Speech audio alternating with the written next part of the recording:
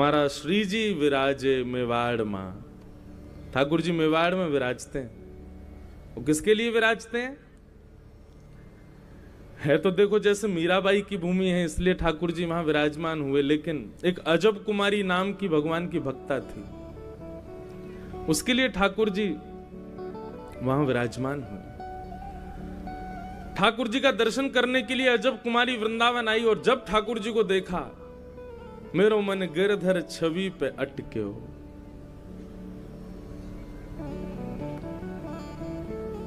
सजल श्याम घन वरण लीन है, फिर चित अनत न भटक्यो, मेरो मन गिरधर छवि पे अटक्यो।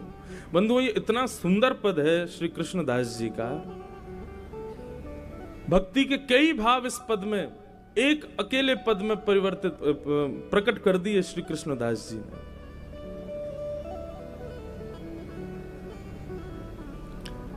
अजब कुमारी अपने राज परिवार के साथ दर्शन करने के लिए गई। ठाकुर जी को देखते ही उसके मन में ठाकुर जी विराजमान हो गए। अब तो वापस लौट के मेवाड़ आई तो ठाकुर जी उसके हृदय से जावे नहीं, उसको भी ज्वर चढ़ने लगा।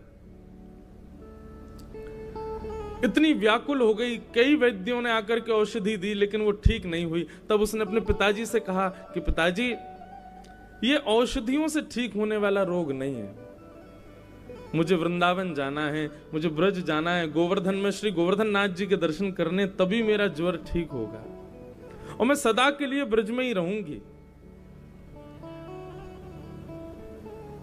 राज परिवार की पुत्री होने के नाते पिता ने कहा कि हमेशा के लिए तो वृंदावन नहीं भेजूंगा मैं, कुछ दिन के लिए तुम चली जाओ। बहुत ध्यान से सुनना। तब अजब कुमारी वृंदावन आई। कल आप लोगों ने देखा था रात्रि में जब उत्सव प्रारंभ हुआ, हम चौसर खेल रहे थे पुजारी जी के साथ। वो ठाकुर जी के पक्ष के थे, हम श्री जी के पक्ष थे। और कल चौसर में फिर कौन जीता? श्री जी जीती। वो उसमें पद में भी आता, छलबल से जीती श्यामाजू जीत गई। और दाव पे क्या लगा था? ठाकुर जी की पीताम्बरी और बंशी। हमने भी पुजारी जी के सब ले ही लिए, बंशी तो ही नहीं, घड़ी उतार ले। तो खूब आनंद आए। कल चौसर खेल रहे ठाकुर जी। तो अजब कुमारी जब गोवर्धन आई 4-5 दिन के लिए, उसने गुसाई जी से प्रार्थना की कि हे गुसाई जी, आप सब पुरुष रहते हैं सेवा में। एक परसों एक बहन मुझसे कह रही थी कि महाराज जी ठाकुर जी सेवा में सब पुरुष ही रहते हैं, हमको भी ले लिया करो। हम हमारे कहने या हमारे चाहने से आप सेवा में आ जाओगे? नहीं, ठाकुर जी की इच्छा होगी तो आप आ जाओगे और आपको पता भी नहीं चलेगा वो कब सेवा ले लेंगे आपकी। तो अजब कुमारी ने गुसाई जी से कहा कि आप मुझे कोई सेवा प्रदान कर दें, ठाकुर जी की कोई सेवा दो। तो गुसाई जी बोले, देखो अब यहां अपरस की सेवा है, तुमको क्या सेवा दें, तुमको जो प्रिय लगे तुम ठाकुर जी की सेवा करो। तो अजब कुमारी ने मन बनाया कि मैं ठाकुर जी के साथ चौसर खेला करूंगी। तो क्या करती थी? दर्शनार्थी जहां खड़े होते थे वहीं बीच में चौकी पर बढ़िया चौसर खोल करके और ठाकुर जी को देख करके और पासा चलती थी। एक बारी अपनी चलती और अपनी चाल चल के फिर कहती ठाकुर जी अब आपकी तरफ से, फिर ठाकुर जी की तरफ से चलती। चौसर खेल इतनी निपुण थी वो खेलने में कि उसकी जीत होती थी, लेकिन जैसे ही वो जीतने वाली होती थी ऐसा चाल चलती थी कि ठाकुर जी जीत जाते थे, वो हार जाती थी। महाराज 4 दिन तक उसने ठाकुर जी को जिता दिया, लेकिन जिस दिन उसका वापस प्रस्थान करने का समय था उस दिन नेत्रों में आंसू, बोले ठाकुर जी आप ही रोक सकते हो मुझको। चौसर खेलने लगी ठाकुर जी के साथ, खेलते खेलते खेलते जैसे ही ठाकुर जी जीतने वाले थे उसने ऐसी चाल चली कि ठाकुर जी हार गए और वो जीत गई।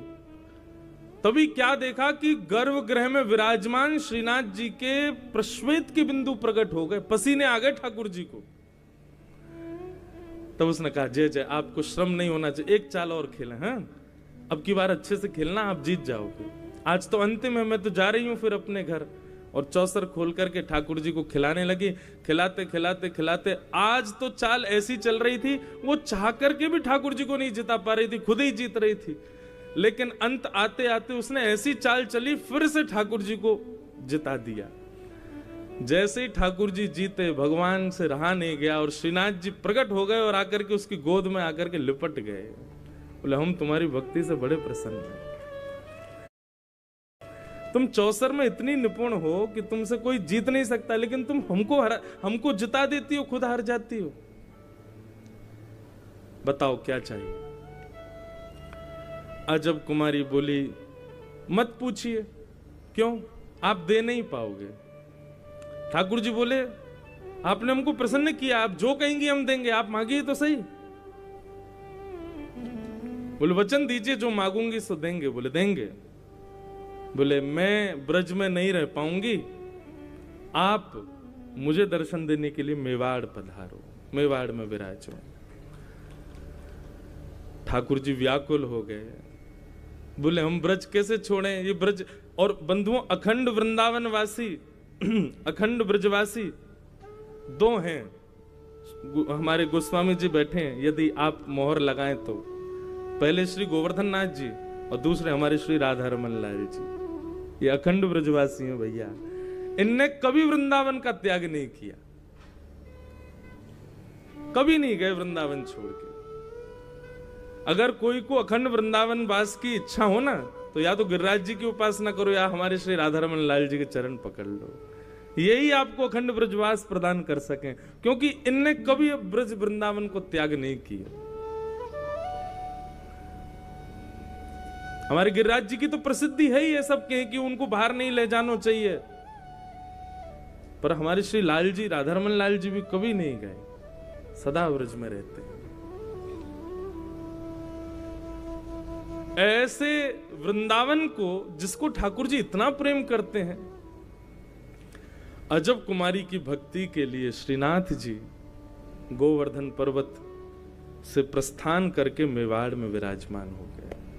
सोचो, कभी कभी मन में भाव आता है कि मैं कहता भी हूं कथा में, पत्नी के लिए पति बदल जाता है, पति के लिए पत्नी बदल जाती है, माता पिता के लिए बच्चे बदल जाते हैं, लेकिन भक्त भगवान के लिए अपने आप को बदल नहीं पाता। ठाकुर जी बदल देते हैं अपने नियमों को। उस दिन कीर्तिदान गदवी जी आए रात में, क्या कहा उन्होंने कि श्री द्वारिकाधीश कितनी बार जूनागढ़ गए? 52 बार। द्वारिकाधीश नाम बोले और तभी हमारे चित्रांग पुजारी जी आ जाएं। आपकी पीतांबरी और ये घड़ी मैंने वापस कर दी, आप हार गए कल। हमारी श्री जी दयालु हैं। बोलो द्वारिकाधीश की जय हो। कैसे आ रहे हैं? आप बोलो, कल बोल रहे थे ना। छल बल से जय हो, जय हो, जय हो। सब लोग जोर से कहो, श्री द्वारिकाधीश की मंगला में। ठाकुर जी की मंगला की माला जी पधारी।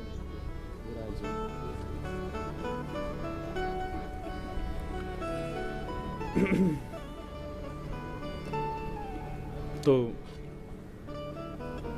क्या निवेदन कर रहा था मैं? हाँ, तो द्वारिकाधीश जी 52 बार जूनागढ़ गए।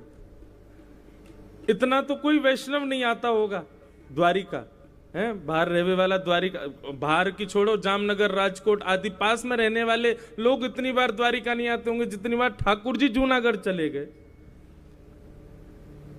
तो ठाकुर जी सबके लिए नियम बदल रहे हैं, भक्त को भी चाहिए कि ठाकुर जी के लिए नियम बदले। तो बंधुओं, बड़े भाव से हम आप सब लोग श्रवण कर रहे हैं। लाल जी का आज उत्सव का विराम है।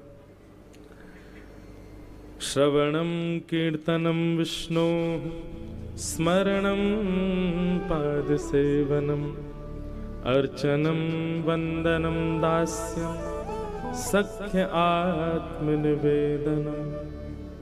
नवदा भक्ति पर चर्चा हो रही थी और नवदा भक्ति के जो आचार्य द्वारिका में कौन कौन हैं, तो श्रवण भक्ति की आचार्य द्वारिका में श्री रुक्मणी जी, वे श्रवण भक्ति के आचार्य हैं। खूब सुनते हैं, ठाकुर जी की लीला सुनती हैं। और इस बात का प्रमाण उनका पत्र भी है। श्रुत्वा गुणान भुवन सुंदर शृण्वताम ते। उन्होंने ठाकुर जी से स्पष्ट कहा, हमने आपको देखा नहीं, केवल सुना है, सुनकर के आपको प्रीति हुई, आपसे प्रीति हुई है। तो श्रवण भक्ति की आचार्य द्वारिका में श्री रुक्मणी जी, कीर्तन भक्ति की आचार्य द्वारिका में श्री रोहिणी मैया। सबसे ज्यादा भगवत कीर्ति का गान, ठाकुर जी की ब्रज लीला, मथुरा लीला, द्वारिका लीला, तीनों लीलाओं का दर्शन जिन्होंने किया है श्री श्री रोहिणी मैया। वो कीर्तन भक्ति की आचार्य द्वारिका में। श्रवणम कीर्तनम विष्णु, स्मरण भक्ति, स्मरण भक्ति के आचार्य द्वारिका में है देवकी मैया। उन्हीं के लिए ठाकुर जी चतुर्भुज रूप में बैठे हैं, क्योंकि देवकी मैया ने तो दो भुज लाल जी को देखा ही नहीं। जन्म लेते ही ठाकुर जी तमद्भुतम बालकम अम्बुज क्षणम चतुर्भुजम शंख गदायुधायुधम। इसीलिए देवकी मैया के भाव से ठाकुर जी चतुर्भुज रूप में ही विराजते हैं द्वारिका में, क्योंकि उनकी स्मृति में ठाकुर जी चतुर्भुज रूपी हैं। तो चतुर्भुज ठाकुर जी। तो स्मरण भक्ति की आचार्य द्वारिका में कौन? देवकी, माता देवकी। श्रवणम कीर्तनम विष्णु, स्मरणम पाद सेवनम। चरण सेवा, अनावृत चरण सेवा यदि द्वारिका में किसी ने ठाकुर जी की है तो वो श्री कुशेश्वर महादेव बिल्कुल ठाकुर जी के नीचे ही विराज रहे हैं, और जब द्वारिका बसी नहीं तब से विराजमान है। कल रात्रि 2 बजे तक पुजारी जी से कुशेश्वर महादेव की कथा वार्ता चल रही थी। तो पाद सेवन के आचार्य महादेव हैं यहाँ। वो महादेव हर जगह, जहां भी ठाकुर जी लीला की वहां ठाकुर जी पाद सेवन के आचार्य महादेव ही बने। श्रवणम कीर्तनम विष्णु, स्मरणम पाद सेवनम अर्चनम। अर्चन भक्ति की आचार्य कल हमने सुना श्री सत्यभामा। वंदन भक्ति के आचार्य हैं श्री अक्रूर जी महाराज।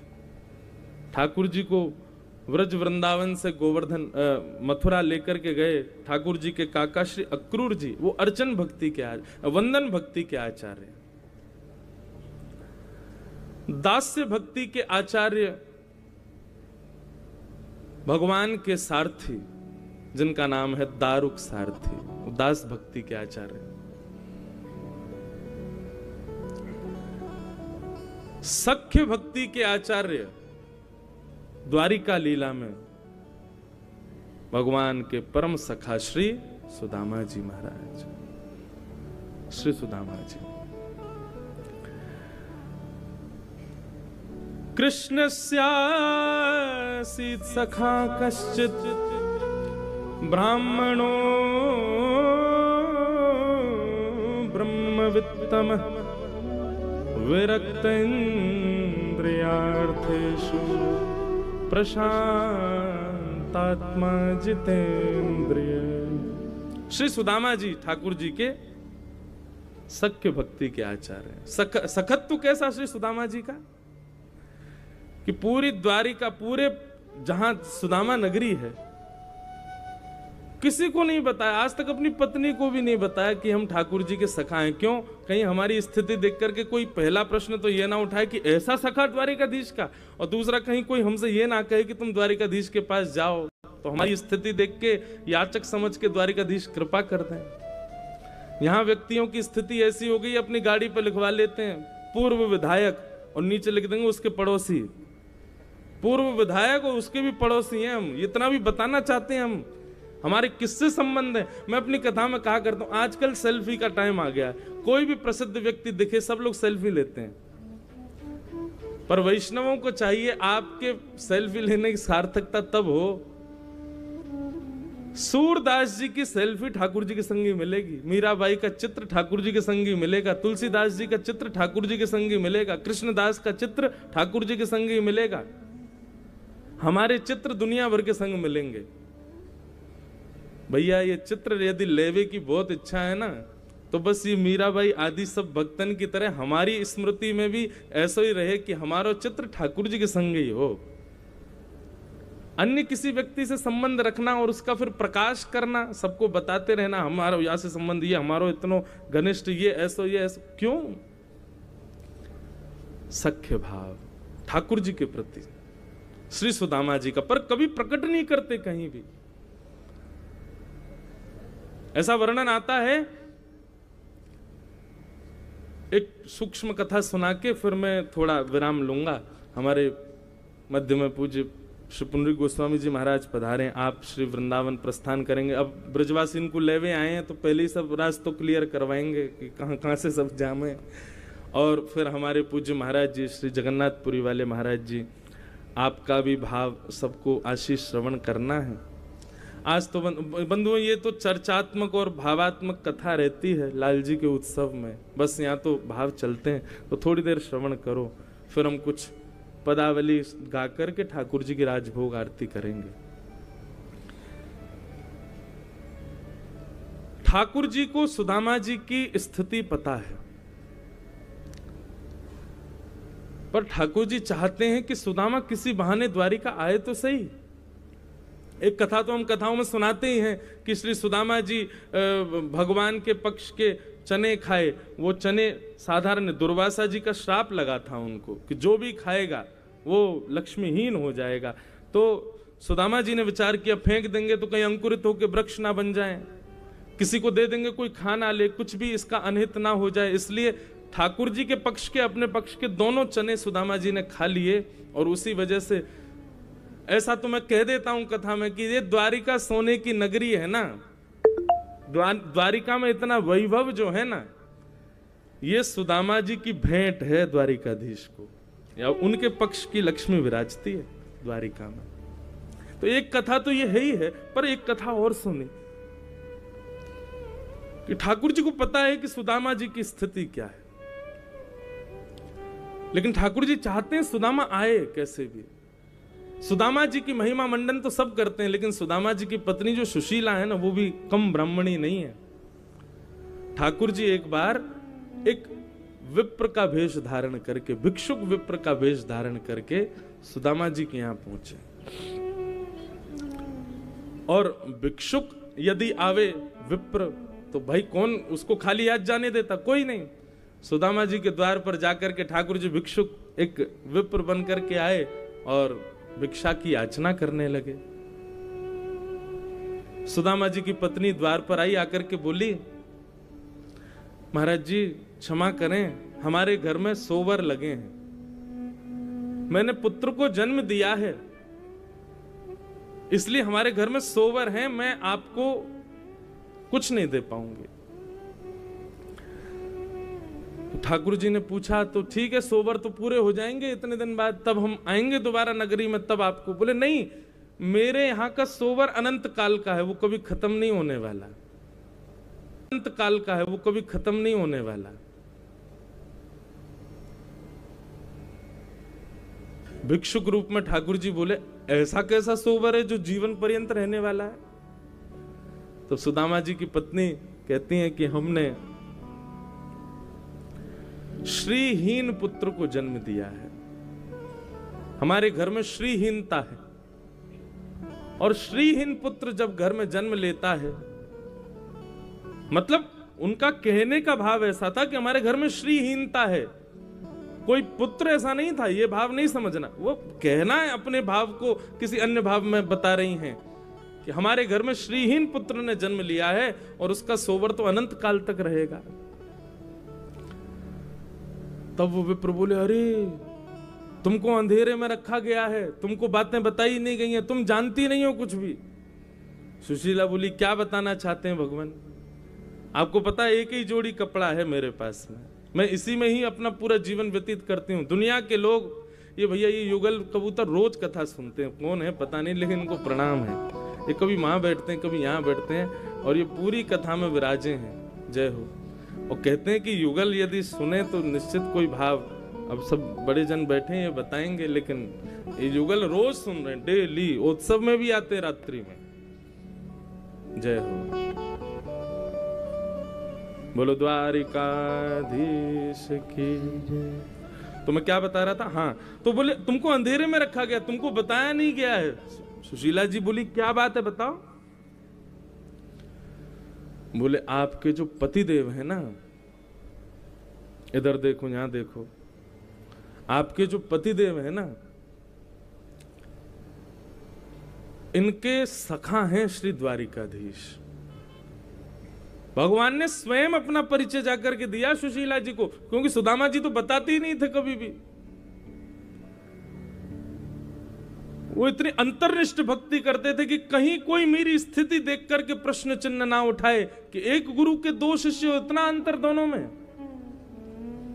और ऐसा कैसा सखत्व कि कृष्ण पूरे विश्व को देते हैं, अपने मित्र को नहीं दे पा रहे, तो कहीं कोई ये प्रश्न ना उठा दे ठाकुर जी के ऊपर। इसलिए सुदामा जी मौन रहते हैं, बताते नहीं किसी को। और बंधु एक बात कहूं, संबंध प्रेम वो सबसे अच्छा जो गोपनीय रहता हो,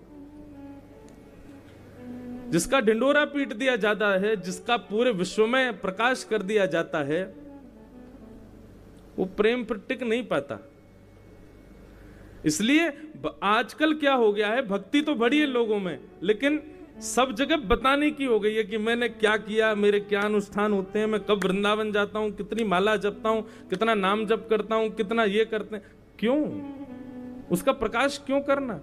आप अपने पुत्र को दिन में कितनी बार हृदय से लगाते हो, काउंट करते हो क्या? तो ठाकुर जी का नाम कितनी बार जपो, उसकी काउंटिंग क्यों? मैंने तो एक नियम, महाराज जी, एक आजकल वो आता है ना, वो बटन दबा के लोग नाम जप करते हैं, कई लोग यहां पे भी होंगे, पता नहीं क्यों श्री लाल जी ने एक दिन ऐसे भाव रखवाया, तो मैंने कथा में कहा, और एक वैष्णव के संग तो मैंने कर ही दिया। वो जप रहे थे, और जब मैं बात कर रहा था उनसे तो उनका मुंह चल रहा था, नाम जप कर रहे थे और जप चल रहा था, तो मैंने कोई बात कही तो वो मुझसे बोले, मतलब अपनी पूर्णता कर रहे थे नाम की, और मैं बैठा रहा थोड़ी देर, फिर पूर्ण हुआ, तब फिर जी महाराज जी, वो मेरा क्या है ना महाराज जी, नियम है रोज का कि मैं 6000 नाम रोज जपता हूँ, 5000 नाम। मैंने कि सीधे बोलना, तुझको बताना था मुझे कितना नाम करता हूं मैं। मैंने कहा एक काम करेंगे आप, यदि हमारी बात मान के। बोले बताएं महाराज जी। मैंने कहा ये जो काउंटर तुमने लगाया है ना, इसको तो रखो, पर इस पर ऊपर टेप लगा दो, ये अंक दिखने नहीं चाहिए। मैंने कहा ठाकुर जी का कितना नाम जपा, ये क्यों गिनना हमको? और अगर काउंटर रखा ही है ना अपने पास में, तो मैंने कहा इसको 0 कर लो, और अब के बाद इसको तब दबाना जब किसी के साथ कुछ बुरा करो, किसी को बुरा कहो, कहीं क्रोध करो, किसी के साथ कुछ अनहित करो, तब काउंटर दबाना, और 5 महीने बाद फिर देखना, हाँ भाई अब कितनी गिनती हुई इसमें। ठाकुर जी का नाम क्यों गिनते हैं हम? अपने प्रेम को क्यों गिन रहे हैं? और प्रेम संसार से कभी नहीं गिनते हम। ठाकुर जी के प्रति जो प्रेम है उसी को ही क्यों गिना जाता है, उसी की ही क्यों गणना की जाती है। कितने राजभोग करवाए हमने, कितनी बार ध्वजा चढ़वाई, हम कितनी बार द्वारिका जाते हैं, क्यों उसकी काउंटिंग होती है? नहीं, भगवत संबंधी प्रेम की कभी गिनती नहीं। ये सुदामा जी से सीखो। किसी को नहीं बताया कि मेरे मित्र, स्वयं ठाकुर जी ने आकर के बताया। तब सुशीला जी अपने पतिदेव सुदामा जी के पास गई, बोले आपके मित्र श्री कृष्ण द्वारिकाधीश हैं। सुदामा जी बोले नहीं, किसने कहा? बोले देखिए आप झूठ नहीं बोलते हैं, अपने नियम पर रहिए, कौन है आपके सखा? तब सुदामा जी ने स्वीकार किया कि मेरे सखा द्वारिकाधीश। तब वो कथा फिर पूरी है। सुशीला गई, पीछे पड़ गई, बोले तुमको जाना पड़ेगा। बोले कि अरे मेरी स्थिति देख करके कहीं ऐसा ना समझे भिक्षुक मांगने आया है। बोले ठीक है दे देंगे तो स्वीकार कर लेना, लेकिन आप जाओ, आपको जाना पड़ेगा। तब श्री सुदामा जी महाराज द्वारिका पधारे। ठाकुर जी से कोई याचना नहीं की, पर ठाकुर जी ने सब कुछ दे दिया, तुच्छ कुछ और सब कुछ। ठाकुर जी से कुछ मांगोगे तो तुच्छ ही मिलेगा, ठाकुर जी की कुछ सेवा करोगे तो सब तो कुछ मिलेगा। लेकिन ठाकुर जी के आगे दोनों भुजा के कहो, उठा के कहो, हम आपके हैं नाथ और आप हमारे हो, जैसे राखो तैसे रहूं, तो ठाकुर जी सब कुछ दे देंगे, खुद को ही दे देंगे। सुदामा जी ने कोई याचना नहीं की, पर ठाकुर जी ने स्वयं को दे दिया। सुदामा जी के 3 भाव और हैं, उनको मैं कहूंगा, पर मेरी भावना, महाराज जी की फ्लाइट भी है, आपको प्रस्थान करना है।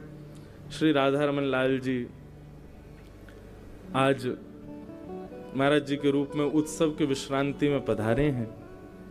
तो मेरा भाव है कि महाराज जी कुछ आशीष सबको प्रदान कर दें। मेरी इच्छा है महाराज जी कि आप सबन को थोड़ा आशीष न दे दें और वाक्य बाद फिर हम शेष क्रम उसमें प्रवेश करेंगे। फिर पूज्य हमारे जगन्नाथपुरी वाले पूज्य महाराज जी भी, उनका भी हम लोग आशीष श्रवण करेंगे। सब लोग बड़े भाव से श्रवण करो। श्री राधा रमण लाल की जय।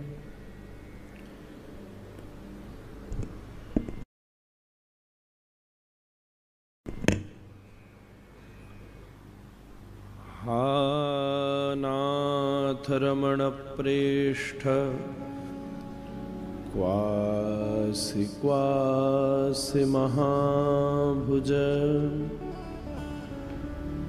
दास्यास्ते कृपणायामे सखे दर्शय सन्निधिम्। हरे कृष्णा कृष्णा कृष्णा हरे हरे, हरे राम राम राम हरे हरे। श्री राधा रमण लाल की जय। श्री गिरधर लाल गोपाल की जय। श्री द्वारिकाधीश की जय।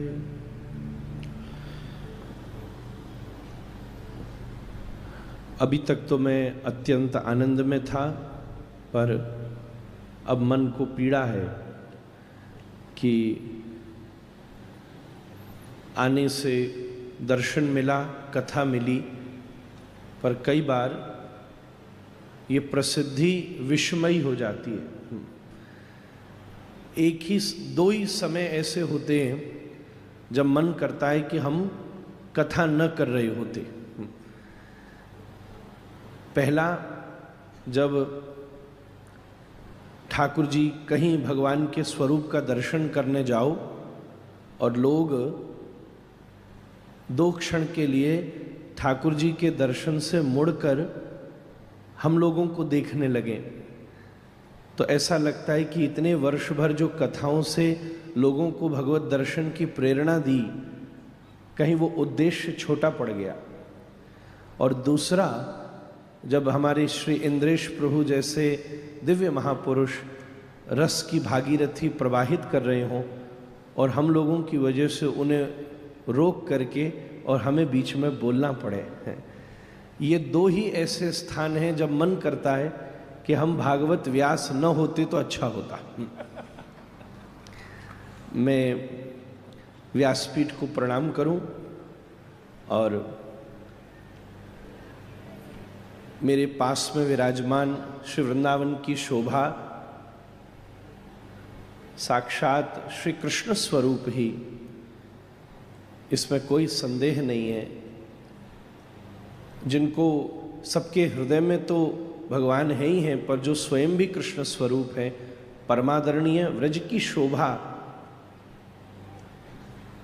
अर्चा लेवे वाले करवे वाले ठाकुर तो वृंदावन में बहुत सारे हैं, पर चर्चा कलवे वाले हमारे श्री ठाकुर जी महाराज हैं। हमारे श्री द्वारिकाधीश मंदिर के सभी आचार्यजन, सेवायतजन, स्वामी जी, महाराज जी, सभी लोग को मैं प्रणाम करूं। समय का अभाव आपसे ज़्यादा, क्योंकि लेवे आया हूं तो पहले भी पहुंचना है, इसलिए मैं विचार करते रही कि क्या ले जाऊं। इसलिए राधारमन जी का पटका ले जाता हूं, इस बार नहीं लाया, और शॉल लेकर आया, क्योंकि आप गर्मी ते सर्दी में आ रहे हो, पाथिये की व्यवस्था करना जिम्मेदारी होती है जो बुलावे आए। या मरे मैंने शॉल उड़ायो कि मां ठंड ज़्यादा है, ने संभल के आई हूँ।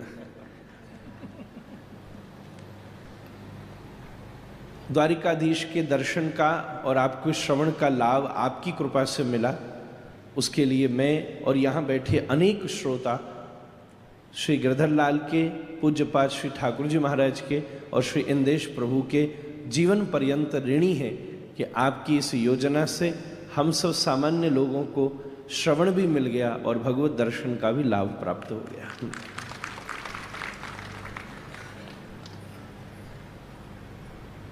हम लोग राधा रमण जी की सेवा करते हैं, पर एक चीज में आप हमसे आगे हो कि हमारो ठाकुर बैठैया है, तुम्हारो ठाकुर घुमैया है। महाराज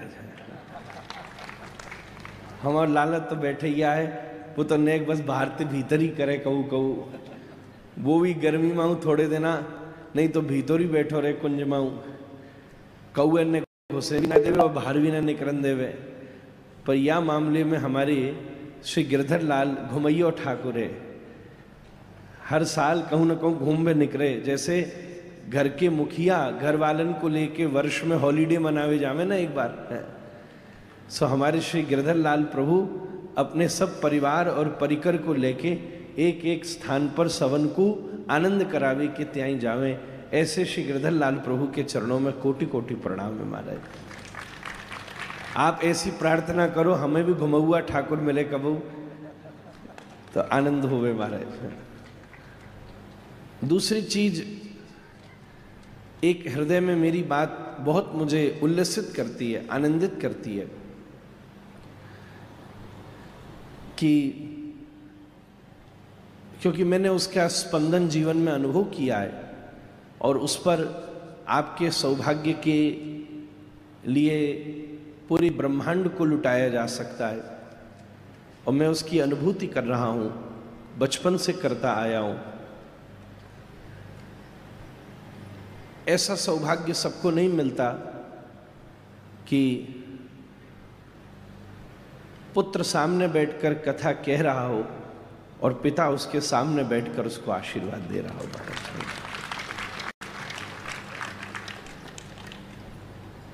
ऐसा सौभाग्य किसी किसी को ही मिला है। सच कहूं तो सबसे पहला यह सौभाग्य सुखदेव जी को ही मिला है। इसलिए श्री इंद्रेश प्रभु की कथा में ये अनुभूति, जहां सामने वो सुखदेव स्वरूप बैठे हैं और श्री ठाकुर जी महाराज व्यास स्वरूप साक्षात सामने विराजमान हैं, आप दोनों की यहाँ उपस्थिति से हम जैसे लाखों परीक्षित का उद्धार पक्का है महाराज। नहीं तो शायद हम चूक जाते। पर ये भावना, मैं बैठा था जब सामने और आप पास विराजे थे, तो इतनी देर से मैं तो इसी मिश्री का आनंद ले रहा था कि गंगा के तट पर तो ये भाव बना था, पर द्वारिकाधीश ने गोमती के तट पर भी यही भाव कर दिया कि सुखदेव जी सामने विराजे और व्यास स्वरूप पाश में विराजमान सामने है। इस मामले में तो आपका भाग्य हमसे भी आगे निकल गया। इस झांकी को देखकर मैं अपने बाल्यकाल का स्मरण करता हूँ, जहाँ मेरे पूज्य पिताजी, पूज्य दादा गुरुजी, मेरे सब घर के बड़े ऐसे ही मेरा उत्साहवर्धन, मुझे आशीर्वाद देते थे। बल्कि सही बात तो ये है कि कई बार ऐसा होता है ना कि देखने में तो ये हम लोग महाराज जी आपसे नीचे बैठे हैं, पर वास्तव में आपके ऊपर ही बैठे हैं।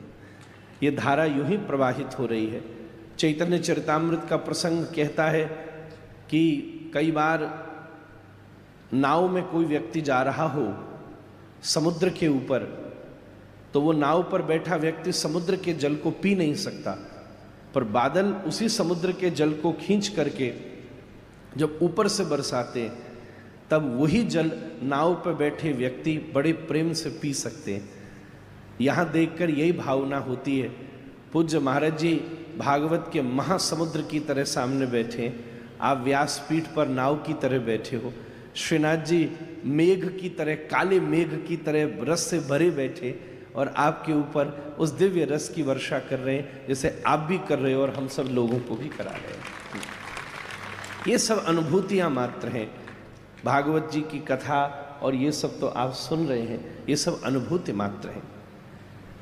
निश्चित रूप से जब पूज्य श्री ठाकुर जी महाराज मुझे अपना पुत्रवत कहते तो मेरे हृदय की कोई इससे ऊंची आनंद की बात नहीं होती, क्योंकि मैं अपने, ये तो मेरा परिवार है और इस परिवार के दोनों उत्सवों में मैं सम्मिलित रहता हूँ। पूज्य बड़े महाराज जी ठाकुर जी महाराज गुरुदेव का उत्सव करते हैं, इंद्रेश जी महाराज गोपाल का उत्सव करते हैं। वर्ष में ये 2 उत्सव इस घर के हैं और मेरा प्रयास होता है कि मैं दोनों में एक बार प्रणाम कराऊं। आपने पुत्रवत कहकर मेरे हृदय को सदा तरंगित किया है। मेरे पास कुछ बड़ों की ही कमी है, लोगों की कमी नहीं है। आप जैसे जब बड़े घर में आशीर्वाद देते हैं तो घर का संवर्धन होता है, बल मिलता है, बुद्धि मिलती है। इस पूरी कथा का यही आकर्षण है। कथाएं द्वारिका में हर कण कण चलती है। यहाँ का रोम रोम कथा है। यहाँ कथा होती है ये अलग बात है, यहीं की कथा है जो सब ब्रह्मांड में हो रही है।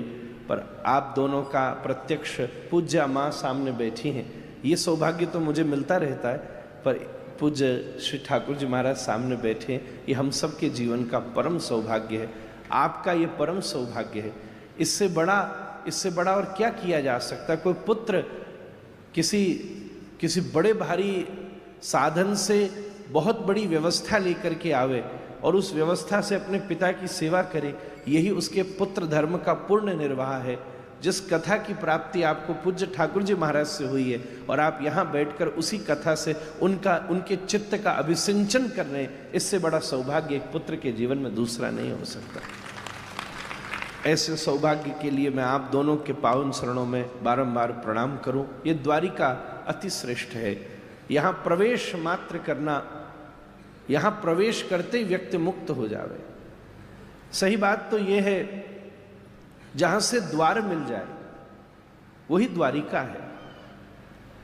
व्यक्ति कहीं से निकल नहीं सकता जब तक उसे द्वार नहीं मिलता। हमें पता नहीं चला कि हम किस प्रकार इस संसार में प्रवेश कर गए और अनंत काल से पुनरपि जननम पुनरपि मरणम की क्रिया में सतत घूम रहे हैं, क्योंकि बहुत बार ढूंढने के बाद भी दरवाजा नहीं मिल रहा, द्वार नहीं मिल रहा। अगर द्वार मिल गया होता तो बहुत आसानी होती। कई बार ऐसे स्थान होते हैं ना, वहां आप चले जाओ और निकासी का दरवाजा नहीं मिले तो बड़ी मुश्किल हो जाती है। एग्जिट डोर कौन सा? अभी मैं यहां आ रहा था जब हवाई जहाज से अहमदाबाद उतरा, प्रभु जी, ऐसा हवाई जहाजों में कई बार होता है, मैंने ऐसा अनुभव किया। महाराज जी एरोप्लेन में बैठिए तो आगे भी दरवाजा है, पीछे भी दरवाजा है, बीच में भी दरवाजे हैं। दरवाजे तो बहुत सारे हैं, अब सुसरा पता नहीं चलता कि खुलेगा कौन सा। एक जगह मुझे बड़ी जल्दी, तो मैं हवाई जहाज में जाके बैठा और सामान्यतः ऐसा होता है कि सामने वाला दरवाजा खुलता है, तो 2-4 लोगों से प्रार्थना करके एक्स्ट्रा सीट का पैसा देके जुगाड़ करके फ्रंट पर बैठा कि दरवाजा खुलते ही निकल जाऊंगा। पर सुसरा ऐसा भयो कि सामने वाला दरवाजा खुलो ही ना है। उनने कही सब पीछे से जाएंगे, कोई एरर आ गया, अब बैठे रहो वहां, अब और घंटा लग गया ज्यादा है निकरवी में, और सामान इधर उधर, बड़ो झंझट है। क्यों?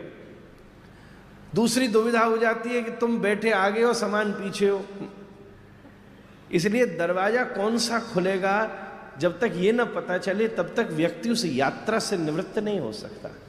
ये संपूर्ण जीवन की यात्रा का प्रवाह चले जा रहा है, अनंत जन्म जन्मांतरों से प्रवाहित हो रहा है। मुझे ऐसा लगता है कि ये द्वारिका श्री कृष्ण के द्वारा दिया गया संसार को द्वार है, जिस द्वार में प्रवेश करके इस संसार से निवृत्त होकर श्री कृष्ण की शरणागति प्राप्त की जा सकती है। जिस द्वार से या तो आप जाकर के उन तक पहुंच सकते हो या वो प्रवेश करके आप तक पहुंच सकते हैं। ऐसी ही मंगलमयी द्वारिका नगरी का ये श्रेष्ठतम स्वरूप है। और नवदा भक्ति का ये मधुर प्रसंग जो यहाँ आपने भागवत जी का मूल पकड़ लिया, भक्ति है शक्ति। महाराज जी जानते हैं, भागवत जी के विनियोग में ही लिखा है, इस संपूर्ण भागवत की शक्ति ही भक्ति है। और वो भक्ति का विशुद्ध स्वरूप नवदा भक्ति के रूप में यहाँ विराजमान है। पर भक्ति के भी 2 प्रबंध हैं। भक्ति रसामृत सिंधु में आचार्य चरण वर्णन करते हैं। एक प्रबंध है वैदी भक्ति और दूसरा प्रबंध पूज्य महाराज जी कल सांझ की बेला में शब्द का प्रयोग कर रहे थे, और वो है विशुद्ध रागात्मिका, रागानुगा भक्ति। वैदी भक्ति श्रवणम कीर्तनम से लेकर के अंत तक पहुंचती है, आत्मनिवेदन तक। पर जो रागानुगा भक्ति है उसका प्रारंभ तो आत्मनिवेदन से प्रारंभ होता है और परम प्रीति तक पहुंच जाता है, परम प्रेम तक पहुंचता है। आदौ श्रद्धा ततः साधु संगोत भजन क्रिया ततो अनर्थ निवृत्ति, करते करते रुचि आसक्ति और फिर बाद में प्रेमाभ्युदंजति, प्रादुर्भावे भवेत क्रमः। इस प्रकार प्रेम की प्राप्ति होती है। अभी हम जब दर्शन कर रहे थे, पूज्य सब सेवायत जन मेरे साथ थे, जब तक श्रृंगार हो रहा था तो सामने खड़े होकर द्वारिकाधीश की महिमा गा रहे थे। मुझे तो ऐसा लग रहा था जैसे अभी आप कथा में बोले कि शायद मुझे देखकर द्वारिकाधीश इतने खुश हो गए कि वो खुद उतर के आके कथा सुना रही थे सामने से। उनके भाव, जैसे जगन्नाथ को फोन आवे तो लगे जगन्नाथ जी फोन कर रहे हैं, तो ऐसे ही लग रहा था कि सेवायत सामने मुंह को देख के कथा सुना रहे, तू का सुनावे वो लाला, मैं सुनाऊं तो। और उसी समय भावना बनी कि यहाँ ठाकुर जी चतुर्भुज हैं, क्योंकि तमद्भुतम बालकम भुजक्षणम अभी आप श्लोक कह रहे थे। तो वहां चर्चा में श्री रूप गोस्वामी पाद का एक भाव प्रकट हुआ। महाराज जी, समय तो मैं ज्यादा ले रही हूं, बस अब 1 मिनट में मेरो ही हवाई जहाज निकल जाएगा। तो वहां पर रूप गोस्वामी पाद को भाव आयो कि श्री रूप गोस्वामी पाद जब महाप्रभु जी से मिलने गए, उस समय आपको स्वप्न आया है और आपने वहां से लौटकर 2 ग्रंथ लिखे, एक ललित माधव और एक विदग्ध माधव। एक ग्रंथ है जिसमें श्री वृंदावन के श्री कृष्ण की रसानुभूति का प्राकट्य है, और दूसरी में द्वारिका लीला में कैसे वृंदावन की संपुटियां हैं उसका वर्णन है। वहां संकेत करके आचार्य चरण वर्णन करते हैं कि द्वारिकाधीश चतुर्भुज क्यों हैं। 2 भुज कृष्ण के हैं पर 2 भुज श्री राधा रानी के हैं। हमारे ये ऊपर वाले जो 2 हाथ हैं, क्योंकि प्रिया जी गोपनशीला हैं, ठाकुर जी ने हृदय में विराजमान कर रखा है, इसलिए जो ऊपर वाले 2 हाथ हैं ये साक्षात श्री प्रिया जी के ही हैं। ये चतुर्भुज रूप में श्री राधा श्याम युगल स्वरूप वहीं पर विराजमान है। यही भावना तद्वत प्रतीत होती है, क्योंकि द्वारिका में बैठे श्री कृष्ण सतत प्रिया जी की स्मृति करते हैं, स्मरण करते हैं। रूप गोस्वामी पाद वहां एक बड़ी सुंदर द्वारिका लीला का वर्णन करते हैं। एक बार नारद जी महाराज पधारे और प्रसंग आया, सत्यभामा जी से बोले, क्योंकि वो सत्यभामा जी का भाव अलग होता है, इतनी सारी पत्नियां हैं, तो नारद जी बोले आप चाहते हो कि श्री कृष्ण सदा आपके ही हो जाए? बोले ऐसा हो सकता है? बोले हाँ जरूर हो सकता है, सदा आपके ही हो जाए। तो बोले क्या करो? बोले एक काम करो, उनको आप मुझे दान कर दो। अच्छा ऐसा? ठीक है।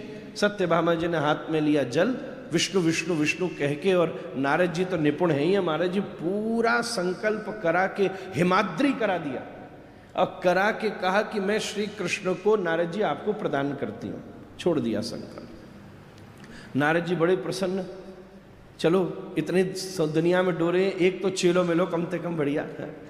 ठाकुर जी ठाड़े, बोले लो ठाकुर पकड़ो मेरी वीणा, संग संग चलो। नारद जी ले जाने लगे श्याम सुंदर को, तो सत्यभामा जी बोली कहाँ ले जा रहे हो प्रभु? रुको रुको। बोले आपने उपाय कहा था कि संकल्प करने के बाद में इनके बराबर की वस्तु मुझे दे देना, तो ठाकुर जी को मैं वापस लौटा दूंगा। तो लो तराजू लगाओ, फटाफट तराजू लगाओ, अभी मैं इनके बराबर की वस्तु देती हूं। ठाकुर जी को तराजू के एक तरफ बिठाया और दूसरी तरफ सत्यभामा जी घर की सबरी सामग्री ले आई, सब धर दी, तराजू हिला नहीं। सत्यभामा जी घबराई। थोड़ी देर में आसपास और जो महर्षियां थी उनसे भी कहा, वो भी सब सामान ले आई, सब धर दिया, तो भी तराजू हिला नहीं। अब सत्यभामा जी घबराने लगी। नारद जी बोले मेरा स्वभाव है, मैं तो एक स्थान पर ज्यादा ठहरता नहीं हूं, इसलिए चलो चलो मुझे जाना है सत्यभामा जी, और द्वारिकाधीश आप भी चलो, आपकी पत्नी ने ही दान कर दिया जब, तो क्या बच्चों पत्नी का हुए दान करते तो कहाँ डोरे को वो फिर महाराज। ये बात गृहस्थी जाने महाराज, आप क्या को मोड़ो हिलाए रहे। तो अभी वैसे आप तो परे पहुंच गए, इंद्रेश जी को प्रवेश ही ना भयो, या हमारे अभी आप दोनों यार चीजें कम तो अभी वैसे आप तो परे पहुंच गए, इंद्रेश जी को प्रवेश ही ना भयो, या हमारे अभी आप दोनों यार चीजें कम पकड़ेंगे। हम बैठे हैं, यहाँ बैठे हैं, महाराज जी बैठे, ये सब हम लोगों के अनुभव की बातें। अब क्या करें महाराज, हमें आप पे डराए ना रहे हो, चिंता मत करो ऐसा कि डर गई महाराज ऐसा हो जाएगा। हालांकि बहुत सारी दुनिया बाट लगाई बैठी है कि जे तो बैठी है, इनके बगल में कौन बैठ हुई बारी आ गई। तो हम तो ठाकुर जी से प्रार्थना करें ये भी जल्दी चतुर्भुज हो में महाराज। द्वारिकाधीश चतुर्भुज की कथा है गई, अब ये भी इसलिए शायद आई है यहाँ। हाँ, क्योंकि बिहार को क्षेत्र है तो ब्रज द्वारिका मिलन महोत्सव महाराज। ठाकुर जी चतुर्भुज करें ने मैया कोई ढूंढ के ला बढ़िया सी महाराज बैठी भाई। सो मैं पूरी बात कर दूं। वही समय सत्यभामा जी घबराने लगी। रुक्मणी जी सो बोली तू तो कछु लेके आ, ये पड़ला भी ना हिलो, तू तो कछु ला। सब रुक्मणी जी पधार के बोली ये सब सामान हटाओ, तराजूते सब हटाओ, और अपने आंगन को तुलसी को दल लेकर के आई। सोने की बढ़िया सुंदर सलाई लीनी और अष्टगंध में डुबो करके वह सलाई से वह तुलसी दल के ऊपर लिखो श्री राधे, और लिख के जैसे ही तराजू पर धरो ओ पड़ला गयो नीचे और ठाकुर जी गए ऊपर। ऐसे श्री प्रिया जी के नाम की महिमा द्वारिका की लीला में श्री कृष्ण को सदा तरंगित करती है, सदा प्रसन्न करती है। ऐसे जब आप महाराज जी हम सब लोग ब्रजवासी जब आते हैं तो ठाकुर जी प्रसन्न हो जावे कि हमारे जननी जन्मभूमिश्च स्वर्गादपि गरीयसी, हमारी जन्मभूमि को कोई आयो है। ठाकुर जी परम प्रसन्न हो में, तरंगित हो में। चारों स्थान आपने चुने, मैं तो कहूँ ठाकुर जी कृपा करें चारों ही स्थानन पर उत्सव होवे, चाहे वर्ष बदलतो रहे, जो गोवर्धन नाथ जी की कृपा हो। मेरा परम सौभाग्य है कि यहाँ उपस्थित रहकर आपको प्रणाम करने को अवसर बने हुए। आगे सो मेरी प्रार्थना है कि मैं आगे सो जब भी आऊँ कथा से पहले पहुँच जाऊँ तो आप बोलवे की आज्ञा करियो तो ही मैं आ सकूँ दोबारा, या के बाद में जब कभी मैं दोबारा उत्सव में पहुँचूँ तो ऐसो जुलम मोते मत कराइयो महाराज। बीच में बैठे हूँ, आपकी अब व्यासपीठ की आज्ञा है तो माननी पड़ेगी, या हमारे मैं प्रार्थना करके निवेदन अपनो वाणी विश्राम कर रहे हूँ कि आके अगले बरस अगर मेरो आवो बनेगो ही बनेगो, गोवर्धन नाथ जी कृपा करेंगे तो वहाँ में अगर मैं कथा से पूर्व आ जाऊँ तो आप आज्ञा करियो, और अगर बात तक बैठो रहूँ तो आज्ञा करियो। ये बीच वाला जुलम मोते मत करियो महाराज, नहीं तो ऐसी पीड़ा हुए कि हम खाक कथई चौं करते। इतने महापुरुष आए, आप भी पधारे, पर ये एकमात्र बदनामी है व्यासपीठ पर बैठने की कि हमारे आवे से आपकी धारा में अवरोध भयो। ऐसो जुलम कौवे नहीं करना चाहिए कभी। ऐसी भावना सो आपके पावन चरणों में, उपस्थित संतवृंदों के चरणों में, हमारे वृंदावन की प्रत्यक्ष सचल ठाकुर जी महाराज के चरणों में प्रणाम पूर्वक, माँ के चरणों में प्रणाम पूर्वक अपनी वाणी की पुष्पांजलि व्यासपीठ को मैं समर्पित करता हूँ। श्री गिरधर लाल प्रभु की। जब एक शब्द आता है मुझे, उसमें हमारे राधा रमण लाल आपको ठाकुर मिल के बैठे, व्यासपीठ पर दोनों बैठे, एक तरफ गिरधर लाल बैठे, एक तरफ राधा रमण लाल बैठे। तो यह देख के मेरो मन क्या गुनगुना रहा था कि मेरो राधा रमण गिरधारी श्याम बनवारी।